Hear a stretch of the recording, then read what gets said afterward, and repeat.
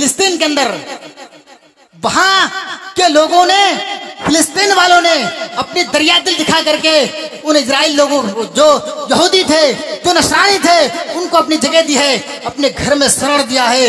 इसलिए कि इस्लाम रहमत का पैगाम देता है, इस्लाम अमन का पैगाम देता है। इस्लाम ये नहीं कहता अगर कोई मर रहा है तो उसको मरने दिया जाए। मेरे भाइयों, अगर आपके सामने, आप एक मुसलमान है, अगर आपके सामने कोई गैर मुस्लिम अगर एक्सीडेंट कर जाता है तो आपकी ऊपर यह जिम्मेदारी बनती है कि आप उसे पानी पिलाओ, आप उसके जो है इंजेक्शन लगाओ, आप उसकी ट्रीटमेंट कराओ। ये आपके ऊपर जिम्मेदारी बनती है, इसलिए कि आप इस्लाम के फॉलोवर हैं। उन लोगों ने अपनी दरिया दिली दिखा करके उन लोगों को शरण दी और आज वही फिलिस्तीन वालों को इस तरीके से मारा जा रहा है, इस तरीके से काटा जा रहा है। वहां के छोटे छोटे बच्चों पर बम गिराया जा रहा है, वहां के बूढ़े लोगों को मारा जा रहा है, वहां के तमाम औरतों को मारा जा रहा है। मेरे भाइयों, एक न्यूज आई मेरे सामने, मैंने उस न्यूज को देखा कि 7,000 से ज्यादा की मौतें हुई हैं, 7,000 से ज्यादा बच्चे मरे हैं, बूढ़े मरे हैं। मेरे भाइयों, वो औरतें मरी हैं। इस्लाम इस बात की कतई इजाजत नहीं देता है कि आप छोटे बच्चों को मारो, आप किसी गरीब बच्चों को मारो, आप किसी मासूम बच्चों को मारो। इस्लाम इस बात की कभी इजाजत नहीं देता है। मेरे भाइयों, आज गोदी मीडिया, प्रेस मीडिया, अफिन्स मीडिया, ये सारे लोग गजा के बॉर्डर पर पहुंच करके कहते हैं कि गजा के लोग सुरक्षित है, गजा के अंदर इस तरीके से बम धमाके नहीं हुई है।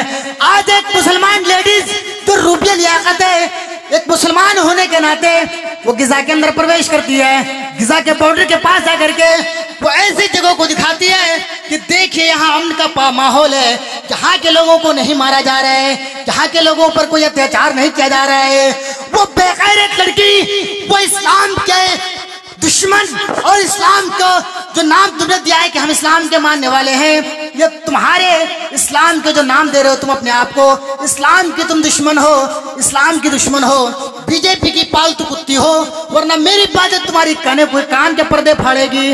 आज वो रुपया लेकर एक होटल में जाकर के, एक हॉस्पिटल के अंदर जाकर के वो दिखाने की कोशिश कर रही है और लोगों के सामने मैसेज देने की कोशिश कर रही है कि यहाँ पर अमन है, यहाँ पर लोगों को नहीं मारा गया है। मेरे भाइयों, अगर तुम्हें दहशतगर्द कहना हो, तुम्हें जिस भी हिसाब की सर्टिफिकेट पेश करनी हो तो तुम गिजा वालों पर पेश करो, गिजा वालों को दहशतगर्द से जोड़ो। इस्लाम से दहशतगर्द का कोई दूर दूर तक रिश्ता और नाता नहीं है। इस्लाम अमन का पैगाम देता है। इस्लाम उस बात की तरफ आपको कभी अग्रसर नहीं कर रहा है कि आप बच्चों को मारो, बूढ़े को मारो, औरतों को कत्ल करो। इस्लाम हमेशा अमन का पैगाम दिया है। इसीलिए तो अल्लाह के रसूल सल्लल्लाहु अलैहि वसल्लम ने 63 साल की जिंदगी में इस्लाम को मुकम्मल करके हमसे रुखसत हुए हैं, हमसे रुखसत हुए हैं। अल्लाह के रसूल सल्लल्लाहु अलैहि वसल्लम ने फरमाया, लोगों, अगर तुम एक भूखे को देखो तो उसे खाना खिलाओ, अगर एक मरीज है उसे दवा की जरूरत है तो तुम उसको ट्रीटमेंट करके उसकी जान बचाओ। ये इस्लाम का पैगाम है। और आज तुम ये कह रहे हो कि इस्लाम दहशतगर्द है, इस्लाम आतंकवाद है। मेरे भाइयों, इस्लाम आतंकवाद से दूर दूर तक इस्लाम का कोई रिश्ता और नाता नहीं है।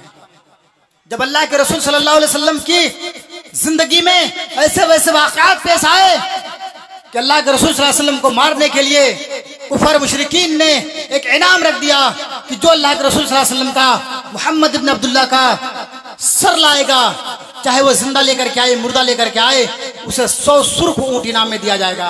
100 सुर्ख ऊंट।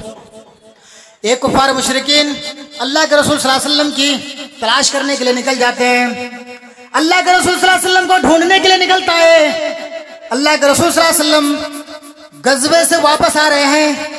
एक बबूल के दरख्त के नीचे एक बागीचे में लोगों ने कहा, आपके सहाबा ने कहा, अल्लाह के रसूल, हम चलते चलते थक चुके हैं, हमारे पैरों में वर्म पड़ चुकी है, आए अल्लाह के रसूल, इस बाग के अंदर थोड़ी देर हम लोग सुस्ता ले, बैठ ले, उसके बाद फिर घर की तरफ रवाना होंगे, घर की ओर चलेंगे। मेरे भाइयों, अल्लाह के रसूल सल्लल्लाहु अलैहि वसल्लम ने तमाम सहाबा से मशवरा किया और मशवरा करने के बाद आपने वहीं पर पड़ाव डाल दिए। उसी दरमियान में अल्लाह के रसूल सल्लल्लाहु अलैहि वसल्लम बबूल के दरख्त पर अपने तलवार लटका करके उस जगह पर लेट जाते हैं, उस जगह पर सो जाते हैं और आपको नींद आ जाती है। आप थके थे, आपको नींद तारी हो गई और आपको नींद आ गई, आप सो गए। सोने के क्रम में वही यहूदी, वही गैर मुस्लिम जो इनाम के लालच में अल्लाह के रसूल सल्लल्लाहु अलैहि वसल्लम की तलाश में निकले थे। आइन मौके पर वो अल्लाह के रसूल सल्लल्लाहु अलैहि वसल्लम को पा लेता है, देखता है अल्लाह के रसूल का सहाबा सो रहे हैं, सारे लोग इधर उधर बिखरे हैं, अल्लाह के रसूल सल्लल्लाहु अलैहि वसल्लम भी सोए हुए हैं और तलवार लटक रही है। तलवार उतारूं, मारूं और अल्लाह के रसूल सल्लल्लाहु अलैहि वसल्लम का सर ले जाकर कुफार मुशरिकीन के सरदार को दे दूं और फिर हमें वहां 100 ऊंट इनाम में मिल जाए। वो यहूदी, वो गैर मुस्लिम पीर पर चढ़ता है, दरख्त पर चढ़ता है और चढ़ने के क्रम में वो तलवार उतार लेता है और उतारने में वो जल्दीबाजी में उसे धीरे से उतरना था, उन्होंने जंप लगाई और जोर से कूदा। अगर मैं यहाँ से जंप लगाऊं स्टेज से तो धमाल की आवाज निकलेगी। अल्लाह के रसूल सल्लल्लाहु अलैहि वसल्लम की आंख खुल जाती है। अल्लाह के रसूल सल्लल्लाहु अलैहि वसल्लम देख रहे हैं कि ये यहूदी जो गैर मुस्लिम तलवार लेकर के, तलवार तान करके खड़े हैं और कहता है मैं यमनो का मिन्नी, आए मोहम्मद सल्लल्लाहु अलैहि वसल्लम, अब बताओ कि मेरे हाथ से तुमको कौन बचाएगा? आपके सहाबा सो रहे हैं, सारे लोग इधर उधर बिखरे हैं, आपका सहाबा तो नहीं है कि आपको बचाएगा।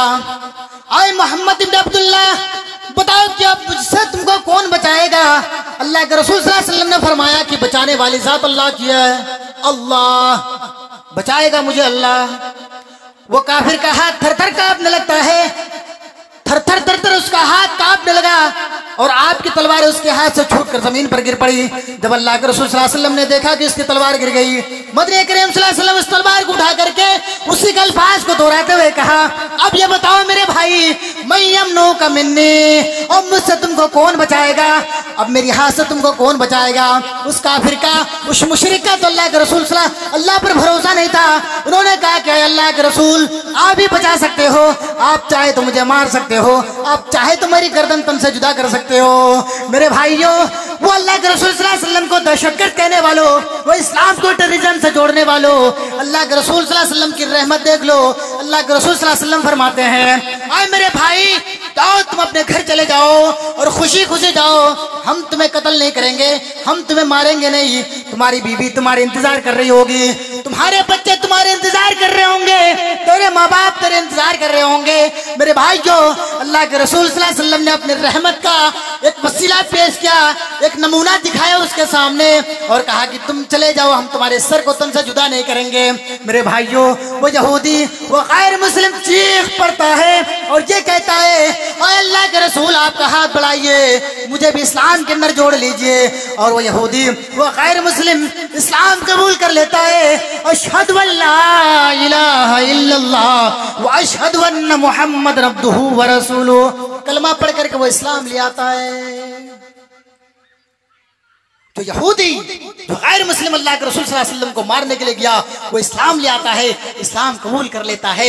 इसको कहते हैं इस्लाम, इसको कहते हैं सनातन धर्म, इसको कहते हैं सनातन। मेरे भाइयों, आज तुम अपने आप को कह रहे हो हम सनातनी हैं, इससे पहले अपने आप को हिंदू कहता था, हिंदू।